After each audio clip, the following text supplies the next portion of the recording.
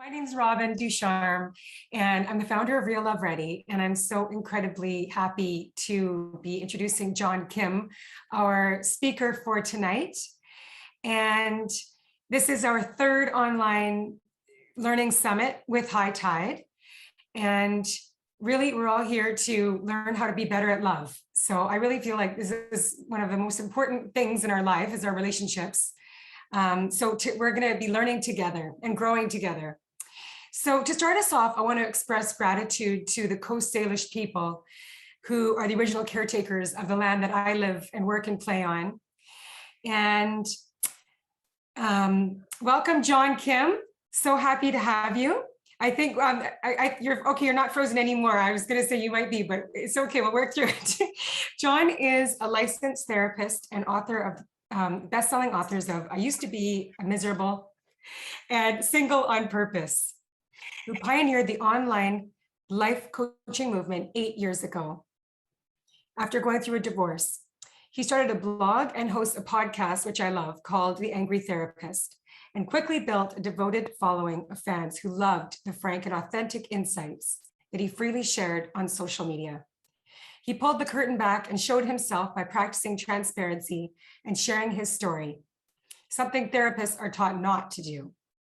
He's changing the temperature of self-help by coming with you instead of at you. So I'm going to give you the floor, John, as you're going to show us and teach us how to build a brand new life container. And then we'll go through Q&A. Thank you. Thank you so much for being here.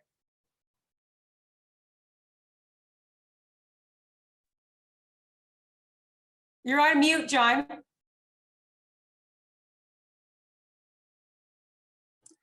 Sorry, I don't know what's going on, why the universe is doing this, but I think the safest thing to do is use my phone because I've got full Wi-Fi. I don't know if it's Zoom, but I apologize that I keep freezing.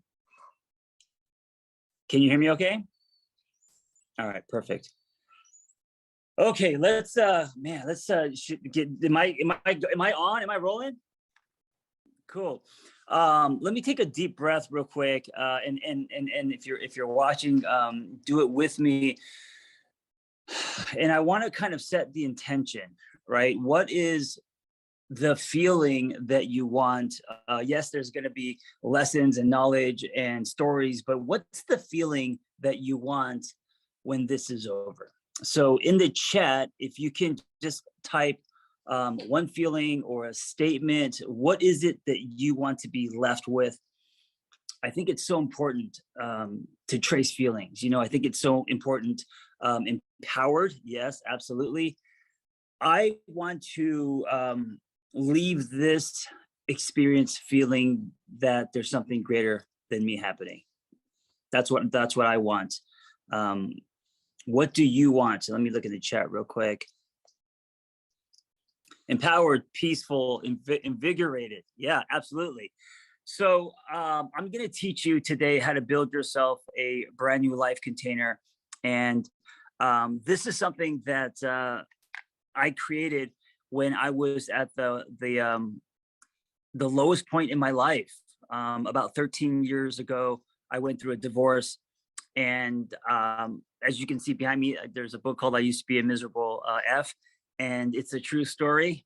I used to live outside in instead of inside out. My divorce left me with a shattered heart and starting life all over again. I went to become a therapist, and it was a catalyst to a rebirth. And so there's a few things happening. One, my own, journey in building a better relationship with myself. And then the universe threw me into nonprofit, and I had a lot of resistance. I was helping teenagers, which I didn't want to do because I felt like I have a master's now. I felt like a school counselor. Why am I, wearing khakis and taking kids to the grocery store? But it was where I learned this concept, which is all about a safe space, right? It was the model of TC, and that dates back to the 1800s, where if you provide a safe space, in this case, it was addicts, then growth can be organic, that without the safe space, that giant container cracking is going to stunt your growth. And so when I learned that, I thought, oh man, I wonder if that is also the case with us. Like, can we build ourselves a brand new container. And so I took that concept. I was going through a broken heart, and I took concepts from therapy school, put it all together, and that's how I came up with this whole building yourself a brand new container. So what is it? The concept is very simple, the execution not so much, but we're going to go through a giant piece of it. It's my favorite part, and I hope that it's going to be effective if, you know, in your life and you building yourself a brand new container. So we all have a life space called a container. That's what I call it. And you could have cracks in your container, right? So the obvious crack is if you're in an abusive relationship, right? That's a big crack. It's going to stunt your growth, but also it's going to stunt the growth of your partner, right? It's up to you to decide what your cracks are. So, you know, being in a job that you hate, that could be a crack, right? There could be hairline cracks. There could be, you know, giant cracks. And the good news is you could build yourself a brand new container. And so that's kind of what I did. So the very first step in building yourself a brand new container is pulling from your solid self. After my divorce, I got 2 tattoos. Right here it says solid, right here it says pseudo. We all have a solid side to ourselves and a pseudo side. And the example I like to use is the movie Fight Club. If you haven't seen Fight Club, this is a spoiler alert, because I have to give away the ending to prove this point. But the movie is ultimately about inner conflict, right? You have Brad Pitt, you have Edward Norton. And put in the chat, if you've seen the movie, which person is pseudo, meaning a false version of themselves, seeking approval, validation, and which character is solid, meaning your authentic self. So let me look in the chat here. If you've seen Fight Club, who is pseudo and who is solid? Peyton says, I love this movie. Yes, Sylvie says Brad Pitt is solid. Yes, he is solid. I have a man crush on Brad Pitt, so that it comes out very easily for him. But people mistake that because they think that because Brad Pitt is starting fight clubs that he's, you know, the villain. But no, it's Edward Norton who starts the movie unsure, no passion, no sense of purpose, not able to sleep, buying IKEA furniture, all that stuff. He collides with himself, which is Brad Pitt. And of course, there's first resistance and pushback. And then once he starts to listen to that part of himself, what happens? The character arc, right? He finds a movement. And I know they're doing bad things in the movie, but he finds a movement, he finds his voice, he finds love, he becomes a leader. And so I like to use this movie as an example because I think there's a Brad Pitt and an Edward Norton in us. And most of my 20s and half of my 30s, I was in my pseudo self, which puts a giant crack in your container. So I was exchanging my truth for membership. I was seeking approval, validation. I grew up in Hollywood. I was a struggling screenwriter. And I was a floating leaf, and I was very hollow. Once I was chopped at the knees when I got my divorce and had to start life all over again, I said to myself, okay, I have nothing now. Like I had no money, I had no friends. My whole life was my wife at the time, you know? She was the sun that I would revolve around. And once that sun set, I didn't have a life anymore. I didn't have a sense of self. And so I said, okay, what if I started to actually pull from my solid? What if I started to listen to the faint whisper that we usually ignore? I wonder what would happen. And I had nothing to lose. So I started doing that. And what I realized was we, because of society, commercials, advertising, you know, parents' blueprints or whatever, we listen to the thundering voice that isn't our truth, and that cracks our container. So I started to listen to me, and I started saying, what would make me happy? What do I want? One of the things I did after my divorce was I bought a motorcycle. You see one there. I've had 6 now. And it connected me to the part of me in the 80s that I locked away. And so the first concept is this idea of pulling from your solid self, right? And so as you're listening to this, ask yourself,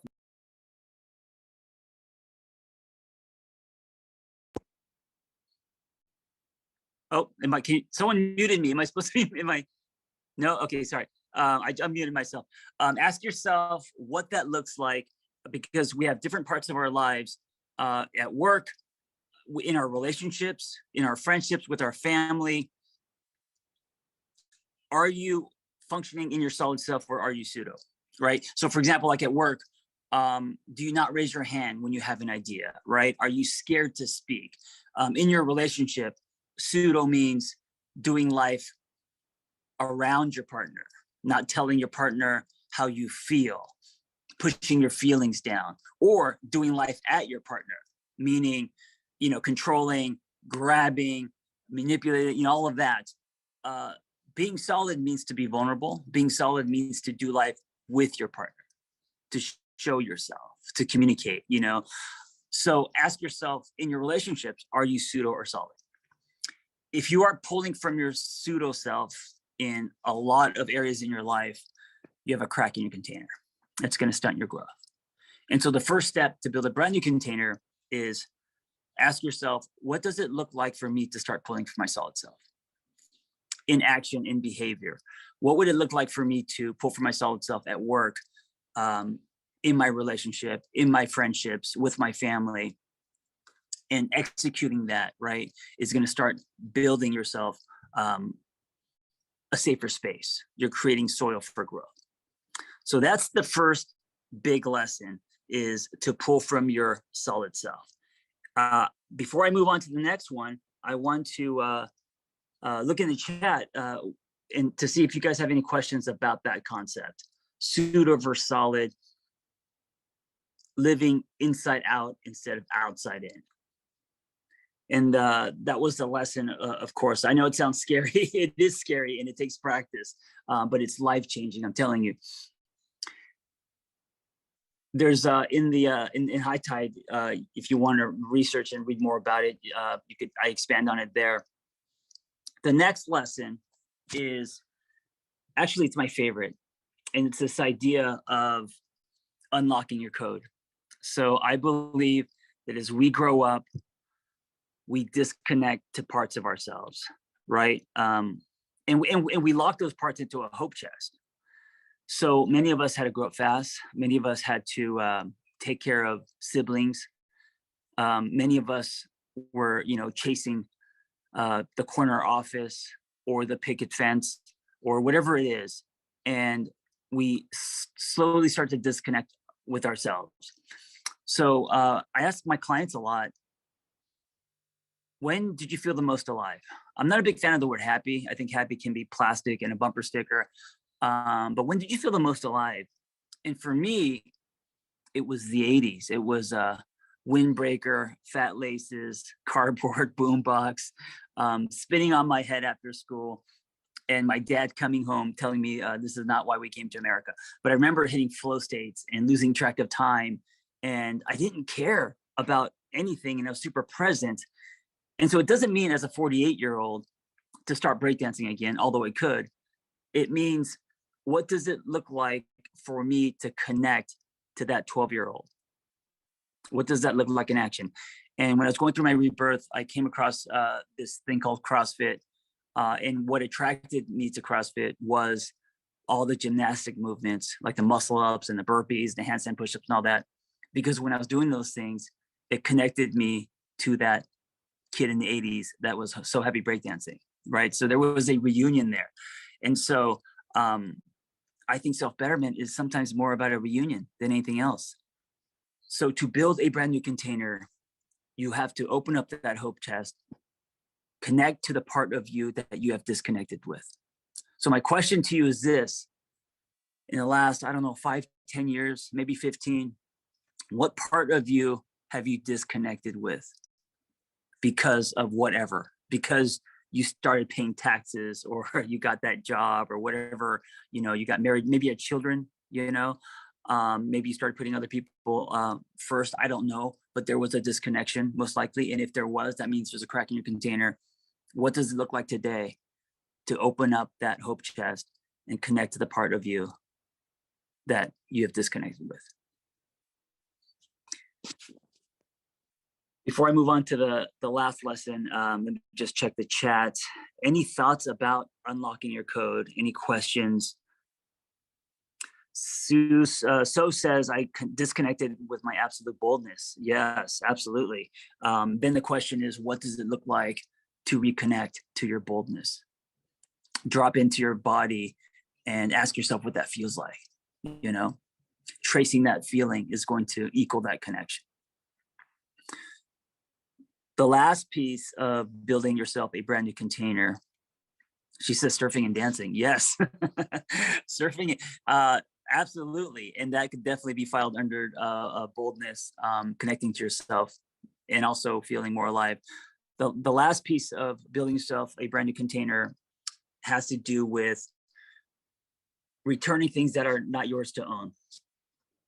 So I tell my clients sometimes we carry things that are not ours to own, and we need to return them like bowling shoes.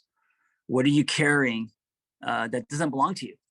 And it could be, the example that's kind of a simple example, classic example is if you find yourself tracing someone else's blueprints, right? So like if my mom, because she hates that I have a motorcycle, which is, that's fair because they're dangerous. I get it. But if I was to sell my motorcycle, which connects me to parts of me, right? Which makes me unlock my code and produces joy, makes me feel alive. If I was to sell my motorcycle, I would be carrying my mom's fear. By hearing my mom, understanding, being empathetic, but at the same time, living my own life and continuing to ride is me giving back my mom what's not mine to own, which is her fear. What are you carrying that is not yours to own, that have become stones in your shoe and making you walk funny? Maybe your ex's anger. Are you carrying old definitions in that were developed from previous love experiences, right? Maybe what you're carrying is something that doesn't belong to someone else, but actually belongs to an old version of you. Maybe what you're carrying are old definitions that you've been holding on to that are no longer honest to you, right? And so if that's the case, there's cracks in your container. So what are you carrying that you need to return? And then the second question is, what does that look like? Does that mean sending your parents to voicemail? Does that mean having a conversation with an ex? Does that mean forgiving someone? So returning things that we carry that don't belong to us anymore. That's gonna help with your container. So these three things, pulling from your solid self, your authentic self, listening to that faint whisper, because it usually is very soft because we don't listen to it, right? Instead of the thundering voice that is lined with shoulds. Unlocking your code, connecting to that part of you that you've disconnected with, and then returning what is not yours to own anymore. Those three things will build you a safer container. And if you practice this daily, and this is what I did for about 6 years, just listening to self-betterment audio tapes and driving my motorcycle and CrossFitting and dating and this whole idea of finding yourself. As I did that, I would practice these things every day. And what I realized was if you can provide that safe space for yourself, when you find someone who you want to invest in, you're bringing so much more to the table, because now you're bringing someone with a safe space. You're bringing not only you, but this thing that you've built, and you can imagine it like a force field that's going to promote your growth. And then when you bring that to the table, you're also going to help promote the growth of your relationship and your partner, right? So when you have two people with safe containers, that builds a healthy relationship. And with those safe containers comes boundaries, Speaking of relationships, one of the images that I saw about 10 years ago that just landed for me, I used to blog a lot about love and relationships. I used to think love meant if I go down, you go down with me, right? Because that sounds sexy and it's romantic. And I realized that's not love. Love is if you go down, I'll give you my hand, not my life, right? And the image I saw in a magazine, and I think it was like a yogurt ad, was two people, and they were like in their 80s, so they, they've come a long way, and they were in separate bathtubs overlooking the Grand Canyon, connected by holding each other's hand outside of the bathtub, facing in the same direction, and they're kind of looking down at the world like they've done a lot together. And I was like, oh man, I saw it, and I stopped, and I ripped that paper out, and I put it in my back pocket, because it was a reminder to me that this is what healthy looks like. Because most people think that love looks like two people facing each other, sitting on top of each other in a jacuzzi, right? Now, obviously, that's a lot more sexy, but it's also enmeshment, possible codependency, and other things that make your container crack. So if you work on building yourself a brand new container, it's that bathtub. And if your partner works on building himself a brand new container, then it's their bathtub. And you guys bring that to the table, and now your relationship has legs, right? And together, the container of the relationship is more safe. I know I went very fast because we have a limited amount of time, but I also wanted to put this kind of into a shot class, because that's what I do, right? Take dense concepts and bring it to street level. So how did that land for you? What's coming up for you? What are your thoughts when it comes to all this stuff, love, relationships, containers? If you have questions, I do have a lot of questions on my computer as well, but I wanted to get to people who are live in the room first. Let me pull this up again because the whole thing crashed. So please put your questions for John in the chat. And I do have, I mean, there was at least 25 questions that came through, and I had to, I've got about 8 that I can ask just right now, but obviously the ones that are coming through live, John, yeah, you can of course answer those too. Yeah, let's do it. Let me see here in the chat.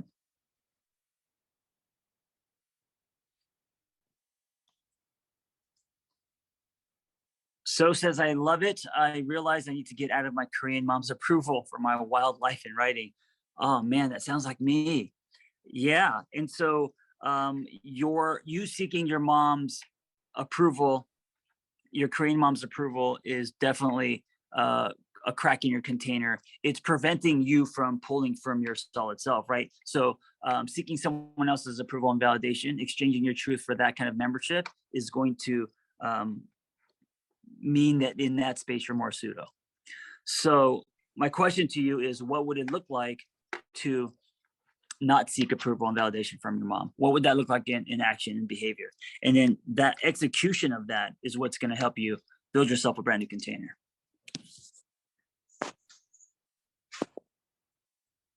Love that. So John, can I go through a few of the questions that were coming through this week from people? Yes, of course. Okay. So the first one is, I was left pretty abruptly several months ago, and I'm now trying to move forward and want to do some introspection before diving into any new relationships. But I struggle with pattern recognition, and we didn't have any huge arguments really where I could gather feedback from my partner. I'm also not great at pattern recognition. So how do I move forward in trying to unpack the black box without that kind of information? Are there specific questions I should be asking myself?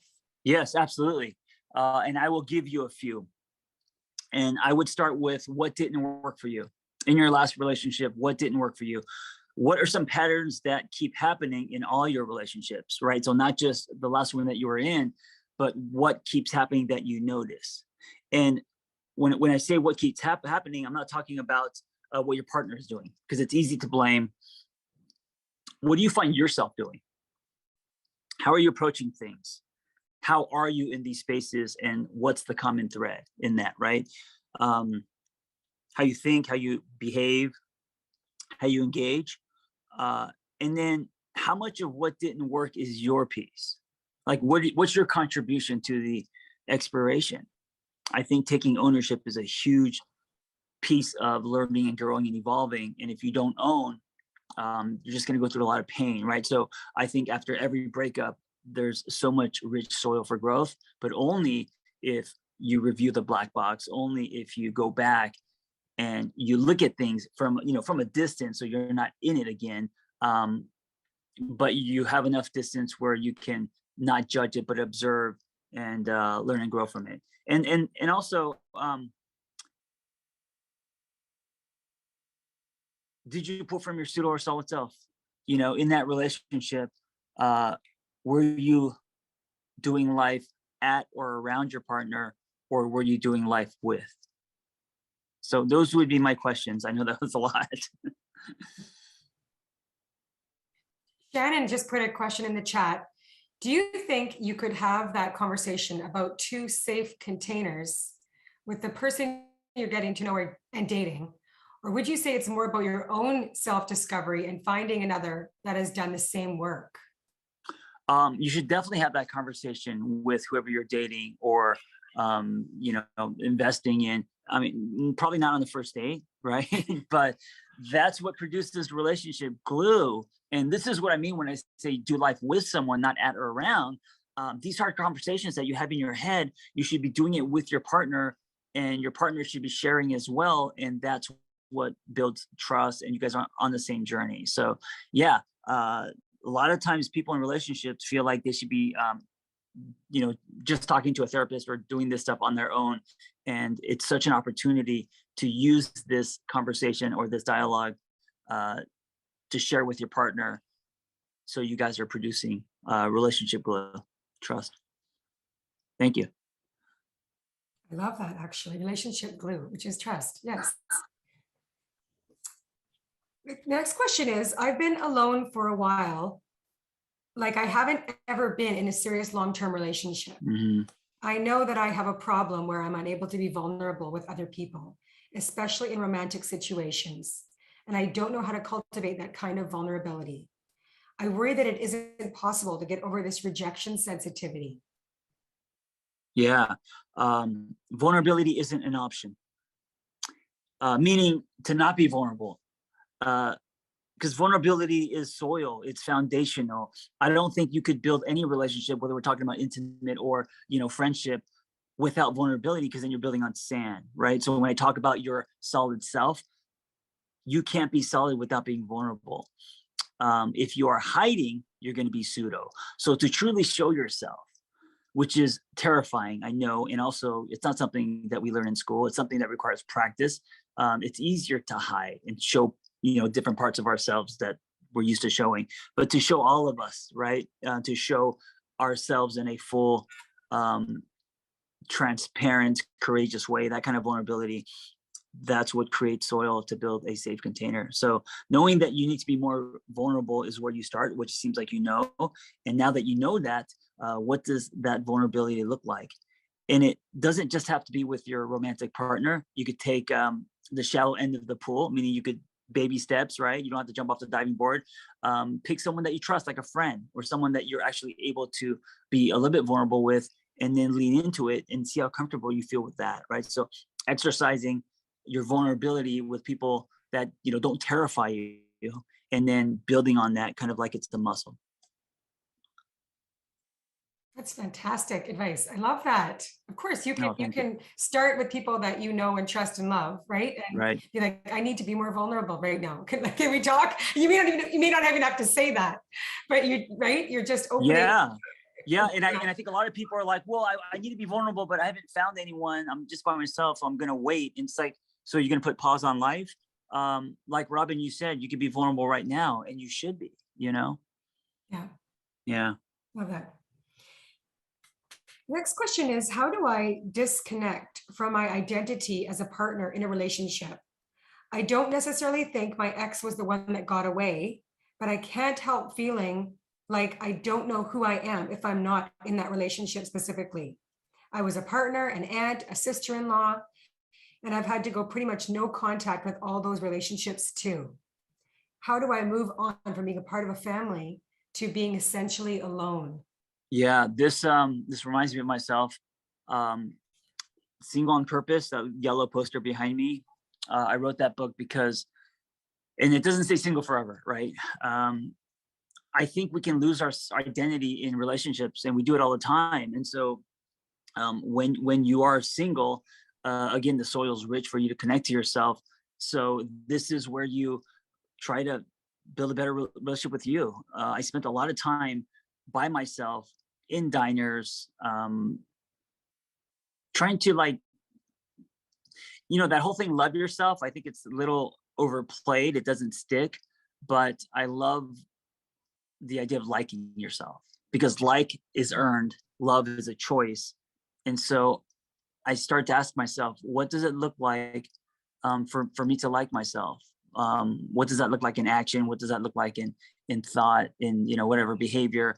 And so I spent a lot of time with me, getting to know me. And so I think the way to connect to you and release old identities is to establish a new relationship with yourself by exploring, by discovering, what do you like? What makes you laugh, whatever, and so it kind of is like that whole dating yourself concept. Do you like yourself? What does it take for you to start building that? Can you expand on what you just said about like is earned and love is a choice? Yeah, because we love we love people that we don't really necessarily like, right? So I mean, good example is family. Like we love people because we love them because it's blood or whatever. But would we be friends with them? Do we like them? There are many people that we don't. Like is earned because you can't fake like. You either like someone, because you connect to that person, or you respect that person, admire that person, whatever. You could love someone that you don't like, and we do it all the time. So when it comes to our relationship with ourselves, there's a lot of this, self-love, and you see memes and all over the internet. And I think I think it's a deeper cut if you ask yourself, do I like myself, and what is it going to take for me to like myself, right? And so I think that is earned. So that, I think, is it's a richer journey than this decision to just love. So that's so good, John. Oh, thank you. I really like that. The next question is, I'm in a relationship. How do I convince my partner that there's value in analyzing our negative patterns, or make them see that I don't necessarily want to change them when I'm trying to get our relationship to work better? I love them and we've built this life and family, but I'm learning things that can be improved, and my partner doesn't want to hear it because they just think bring up too much negative stuff and we'll be Yeah. This is so common, and I hate to say it, but we can't force people to change or think different. And I think the best way to do this is, one, you have to express yourself, meaning you're important to me. I want to build this relationship. I value our family, and here are my revelations. Here are some things I'm learning about us, or me and you, and patterns. I think creating that dialogue and that self-expression is a must. And then after that, it's on them, and I think the best way to convince someone to change is for you to change yourself and them to witness that. So whether we're talking about changing your body or changing, yourself internally, them noticing change in you, I think, is going to get them to change, not telling them that they need to change, if that makes sense. You talked about this during our week and the curriculum. We were listening to one of your podcasts, or it could be just me listening, but you do say that, as a therapist, they're like you're seeing one person. Let's say a partner sent them, right? Like you need to go get some help. Like I'm okay here, but you need to go get some help for us as a couple. But that is not necessarily, like, it takes two people to be in a relationship. Right? Yeah. That needs to want, like you said, they need to want to change. You're only 50% of any relationship. And so even if that one person did change and they were perfect, and no one's perfect, what about the other half of the relationship? What about the other half of the coin? So you can change the dynamic, I think, by changing yourself. But I think it takes both pistons pumping to effectively change a relationship. Yeah. The next question is, I am a strong and powerful woman and love meeting self-assured, grounded men and women. How can I attract other strong, empowered partners who are not intimidated by me or lean upon my strengths? Yeah, and Robin, you might be able to relate to this. Women who are, strong, powerful. This is a real thing. I think a lot of times that can be intimidating, and so I wouldn't change who I am because someone is intimidated by me. I would use that as a filter, and whoever isn't is the person for you to date. And whoever is, they kind of go through the strainer and down the river, and it's okay to let them go because that relationship is going to be lopsided. So you being a strong and powerful woman, uh, that's a strainer. That's going to save you a lot of time. I wouldn't like water myself down or be less than to make someone else feel more than. Definitely not. Yeah. I love that. Yeah, use that as a filter. A strainer. Like, Trainer. yeah. Yeah. And like back in the day, you put dirt in a strainer and then you shake it and then the nuggets of gold stay. And then all the other Yes. stuff just Oh go my through. gosh, yes, you're panning for gold. Yes. It's a great Yes. analogy. Yeah. And also, gold's hard to find. So, if you're on Yes. these dating apps and shit, like be patient. Because when you do find the nuggets of gold, it's going to be worth it. That's great. The next question is, how do you recommend that people identify patterns and figure out what to change when the black box of a breakup includes a lot of shame and anger? Mm, I want to move on and not dwell on what went wrong, not dig yeah. through this again, but I don't want to repeat the same mistakes. I talk a lot about the black box, examining the black box so you know why the plane went down. But I do want to say, when you're ready, and this is the answer, you can't do it when you're still emotionally charged. If your fingers are stained red from the Cheetos and watching Netflix and not getting off the couch, like if you're in that space, you're not in a place to examine the black box because it is going to be lined with a lot of feelings, shame, guilt, and all the things that are going to keep you on the couch. So when you're up and running, right, when you are building a life, you have momentum, and you feel like, okay, now it's time. I want to learn and grow. I'm able to create some distance. Then you go examine the black box. And when you examine it, you ask yourself, what was my piece in this? Not, oh, he or she did this, or they cheated, or because if it becomes a blame game, you're really not getting a lot out of it. So what was your piece in it? And then taking ownership, when you're ready. So I would do it when there's distance. Yeah. When the Cheetos are, you're done with the Cheetos on the fingers. That's so funny. Do it when your fingers are clean. Yeah. What do you do if you want to create a relationship agreement with someone? And I want to say, John, I love your relationship agreement idea. Something that I haven't done with my husband yet, but I mean, we have certain things that we have agreements on, but I'm like, it's not written out. But I think this is what this question is alluding to. Right. So the question is, what do you want to do if you want to create a relationship agreement with someone, but they're not interested? My partner says they don't want a legalistic contract and they want things in our relationship to be natural instead. And so I think the question is twofold. It's like, okay, you understand where this person's coming from, but I also wonder, like, what is the approach to actually having a good, like, what is the best approach to having a relationship agreement? Like, do you draw it up? Like, yeah. No, I never meant to. I never meant for it to be taken literally. Now, I think it's a great exercise to create a relationship agreement, because what would be on that agreement? Because what you're going to do is you're going to think about what's important to you and your non-negotiables, right? What didn't work last time and what you're not willing to negotiate. So I think it's a great exercise for both people to do it. I don't think you actually make an agreement and make someone sign it. That's No. Yeah.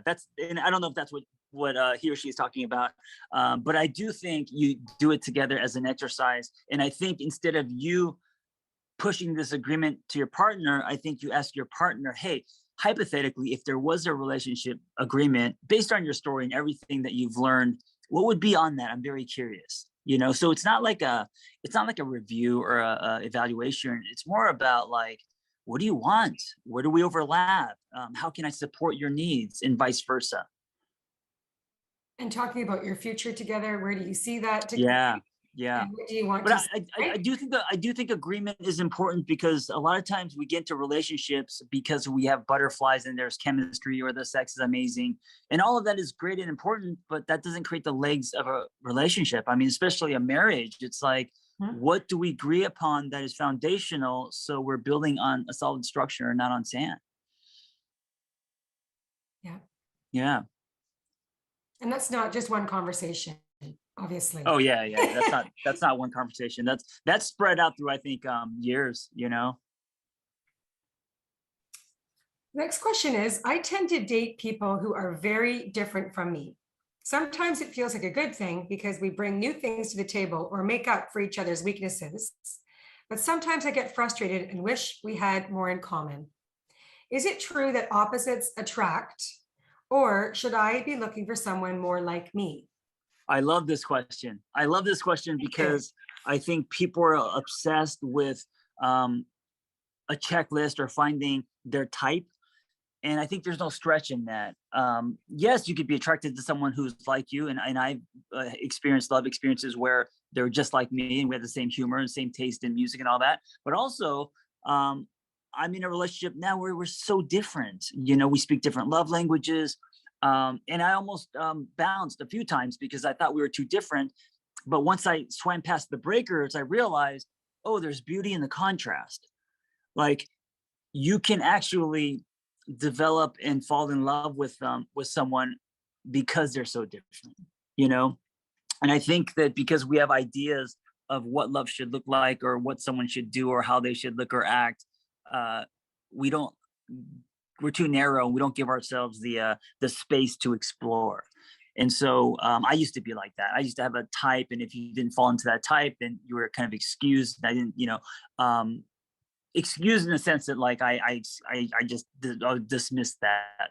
And I think love is about expanding, right? And that's very narrow. So uh, I also talk about a lot of creating new love experiences.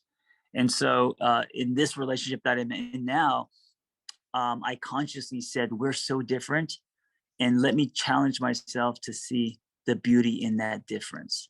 And if I can, that means that I'm stretching myself and my heart and who I am. And that's where I want to go. That's who I want to be. Mhm. Seeing beauty in contrast. Seek Sharon. beauty in the contrast. Absolutely.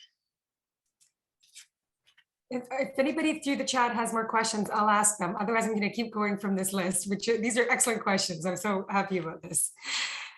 What can I do to communicate to the people in my life that I am intentionally in a season of singlehood? Everyone is trying to encourage me to date or acting like I must be unhappy without a partner. Short of buying them all a copy of your book, what can I say? It's telling and it's sad that if you're single, people think that something's wrong with you or you're not happy. Um, Barbie never needed Ken. She just needed that pink Corvette, Um, and it's like also when you get a divorce, people assume it's like when you get a divorce, the first thing they say is, I'm sorry, and it's okay if they're sorry that you're sad. But for some people, divorce and expired relationships led to freedom, led to rebirth. It was the greatest greatest catalyst to their evolution. So, yeah, I'm sorry that you are being judged. It's the world that we live in, and I don't think you owe anyone an explanation because you're single. And I think if people say something like, oh, you're single, or they have this kind of energy of thinking that you're not happy because you are, I don't think there needs to be an announcement. You show them by how you live, you show them by your energy, you show them by what you're doing. And I think a lot of people who are in relationships where they're unhappy, they try to tear you down because they wish they were you, or they wish they did that, before this relationship. And so it's a lot of projection. I hope you find someone or whatever it is, right? Patronizing, all that. And they're looking out the window of their own prison, wishing they were free, so there's a lot of that. Hmm. Wow. The next question is, do you have any advice on how to let things go in relationships? These relationships are ones I want to maintain with people I love, and I logically know it's healthy to let go of past hurts and move forward. But sometimes, even though my head knows that, it's hard to get my heart to follow along. Yeah, I think the answer to this is forgiveness. Mm. And I think people are mistaken about forgiveness in that it starts with the decision, but like grieving, it's a process, it's a daily choice. Some days it's going to be hard to forgive someone, and some days it's going to be easy. Like when you choose to love someone, some days it's hard, some days it's easy.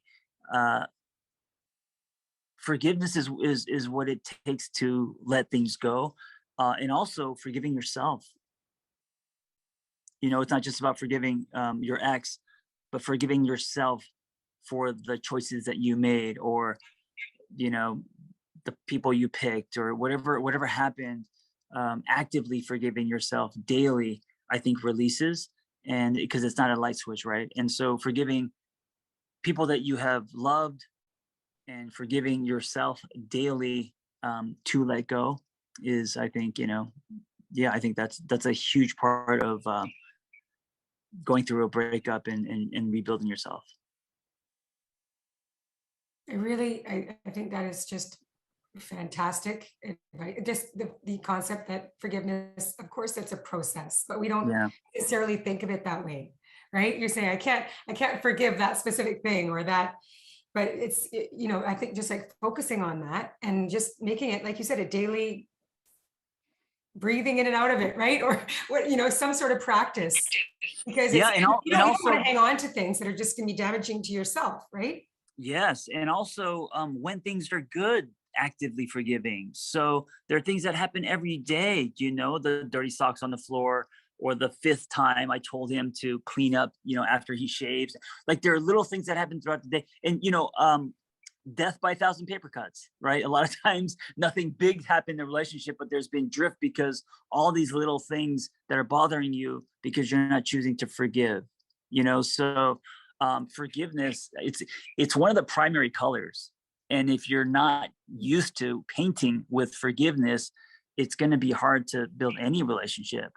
So yeah, it's mandatory, it's prescribed, forgiving daily, even when things are good. And if you're in a relationship now, um, every day shaking that etch a sketch, and not going to bed angry, and waking up, choosing to love. Yeah. Forgiveness is a primary color. There's going to be all these quotes. We're going to be like, John, Robin, don't steal my shit. I work alone. I'm I'm not gonna going to steal. We're not stealing anything. You're going to get all the credit. Trust me. I'm just kidding. I'm not a thief. What do you do when the relationship expires and then you do the introspection and then you don't know where to go from there in terms of your relationships? How do you know when you're ready to start again? And if there isn't a benchmark, how do you determine your own benchmark? Yeah, I don't know if there is a benchmark, and I don't know if there's like, okay, you did this and you're done and now you're ready for this. I think it's cumulative. I think it's up and down. Sometimes it's two steps back and then one step forward.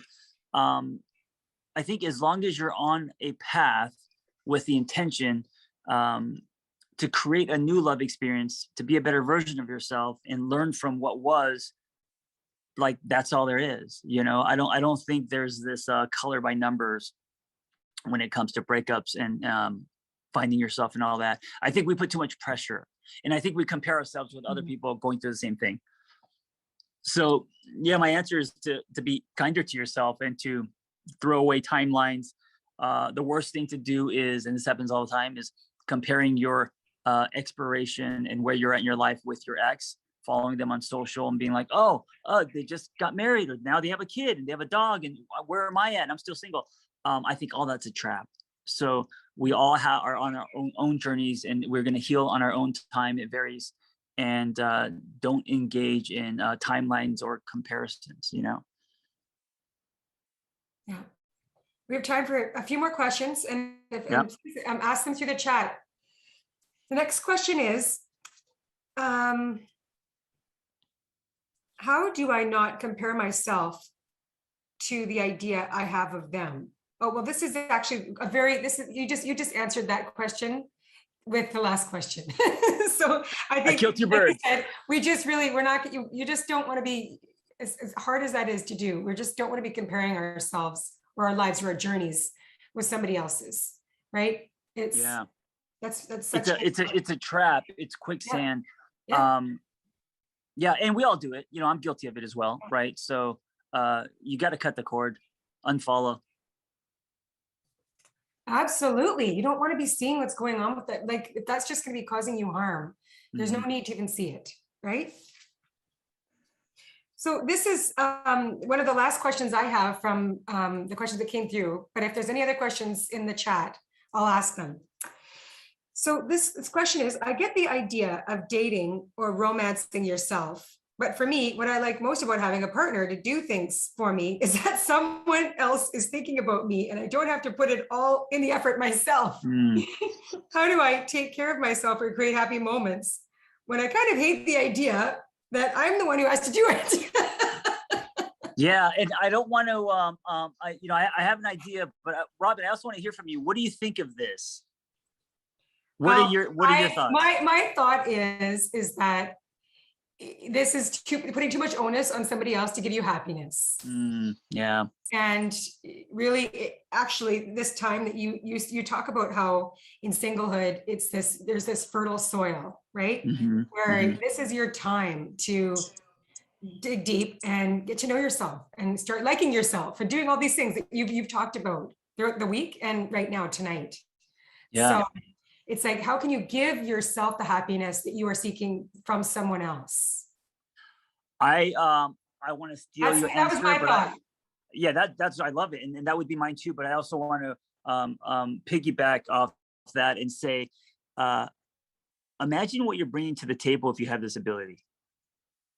So if you have the ability to make yourself happy, if you have the ability to romance yourself, take care of yourself, build a life by yourself, when you decide to do life with someone else, you're bringing so much to the table, right? You're bringing self-sufficiency, you're bringing self-love, you're bringing a whole complete person with a life. If you don't know how to do this, don't practice it, and you get into a relationship, there's a chance there's going to be a lot of dependency on the other person, a lot of pressure. I need you to make me happy. I need you to romance me. Where's my poems? Where's my dinner? And then it's not fair to the other person. And of course, you're coming into that relationship lopsided. So that's where I kind of want to it's what I want to use for leverage is when you find someone who deserves you, imagine what you're bringing to the table. I really like that. No, thank you. Peyton has our last question before we close for the night. Where do you stand on the importance of your family loving the person you're dating and vice versa?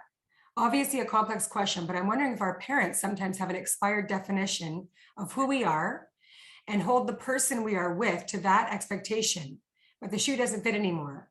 How can we best navigate this? That's interesting, right? Like, what if your family doesn't like your partner? Yeah, and it happens all the time. Yes. I think at the end of the day, I mean, it's like my little motorcycle analogy. If you allow other people to make decisions, big decisions like who you want to love, you're not living your life. You're living someone else's life. So what I like to say is you got to make decisions that are honest to you. If you always make decisions that are honest to you at the time, there won't be regret. It might have been a bad decision, but you could at least know that it was truthful to you. And so if you start making decisions based on parents, friends, society, whatever, they're not the one that's loving this person. You are. And I do also agree that you should take their opinions into consideration. Like, I don't think that we should just ignore our family or our friends, all that. Yeah. I mean, you should definitely hear them out, and because it's all probably coming from love. But at the end of the day, It's your life, your heart, your choice to love someone. It's all on you. And if your soul and your heart and your body feels like this is the right person, then it's the right person. Definitely. Yeah. I really like that. Well, we're running, we are out of time, but I wanted to just ask John, please tell us what you are most passionate about now and what you're working on. And I know you've got a lot going on with your podcast and your Tat Lab and maybe just share a little bit. Yeah, I'm still super passionate about singlehood and changing the temperature of how we date, with swipe culture, and we turn into baseball cards. It's very toxic and ghosting and all that. But I just set up another book called It's Not Me, It's You, and it's my first relationship book. So again, I'm talking about love and relationships, and also sharing a lot of my shortcomings. And I also champion therapists and coaches and experts to show themselves as well, because I don't think we're cardboard cutouts. We shouldn't be on a soapbox. We should be sharing stories, listening to people and sharing our own stories. So I love pulling the curtain back. And I think you're just so fantastic at it. And I love how candid you are, and it's really grounded. It's very, it comes from a very real place, and it's very action. We can all take action in simple ways, right? But powerful. Yeah. Yeah. And I hope that whether you're watching this or you're here live now, you think about your life container and that space, and know that you have the power to create a new container, one that's going to promote your growth, not stunt your growth. And you are always looking for a new and different love experiences, so you're not tracing the past. Well, and and Robin, thank you for executing this. And I apologize for all the technical difficulties that happened when we started. Well, it's been my absolute pleasure. I'm going to close with a little a closing blessing, which is what I do with each keynote, and it's all actually with your thoughts. And so, really, from what we've been learning all week from you. So may we not hide. May we stand in our truth, knowing that we may risk not being liked. May we pull the curtain back and truly show ourselves to others. May we nourish the relationship we have with ourselves. Loving ourselves more completely allows us to love others in a deeper, healthier way. May we be vigilant investigators of our inner selves by continually reflecting on our patterns and readjusting our behavior in an effort to be the best version of ourselves. And may we continuously do things that make us feel alive. And I think tonight, I just feel much more invigorated because of listening to you, John. I'm serious. Oh, thank you. Well, I feel the same. And thank you for creating this space and creating this dialogue. Thank you so much. Yeah. Thank you for joining us, everyone. All right, guys. Be